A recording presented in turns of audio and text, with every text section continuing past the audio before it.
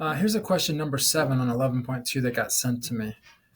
What happens is a manufacturer is using two different methods to determine the hardness of some metal. The ones with a steel ball indenter and ones with a diamond indenter. So they want to see if that the difference is kind of significant between the two, whether the two methods will have a very different hardness reading. So they're actually going to use a confidence interval to do this. So they're going to construct a 95% confidence interval on the differences of the hardness. Right, each method strikes the same metal ball or metal object and gets a hardness reading from it. So what all we want to do this is take this data, load it up in StatCrunch. Okay, and remember we're really trying to see what the average of the differences is between the two different types of reading. So let me move this over to the right side. And so what we want to do is we're going to go to stat, t-stats, because this is an average that we're doing, right? It's the average difference. It's the average of the differences. And the data is paired. Okay. Now this is important. We have to figure out if they want the confidence interval to be diamond minus steel ball or steel ball minus diamond. It's not a huge deal. It just makes the signs go one way or the other, depending on what you want. So let's see, what column represents diamond? Diamond's the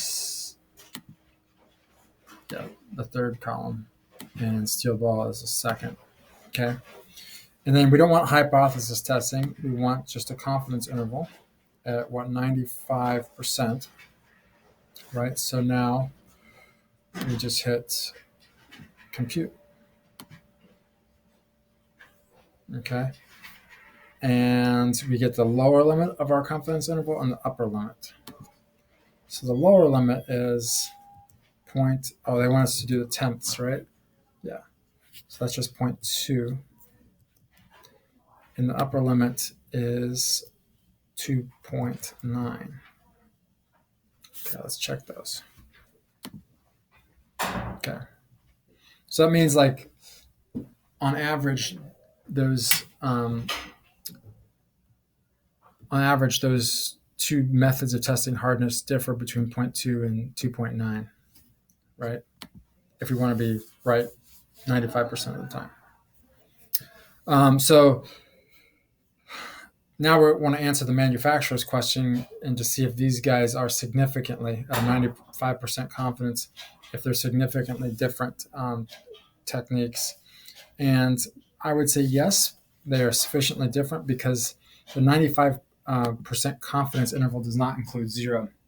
What you would expect to see if the two methods for measuring hardness were exactly the same is that you wouldn't see much difference, right? The difference between the two methods of measuring hardness would not really be, show up over the grand scale. You might have a little bit on one measurement, a little bit on another measurement, but all those little differences would average out and you'd, have a mean near zero.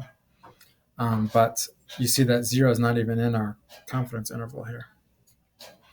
Anyway, I hope that helps on this question.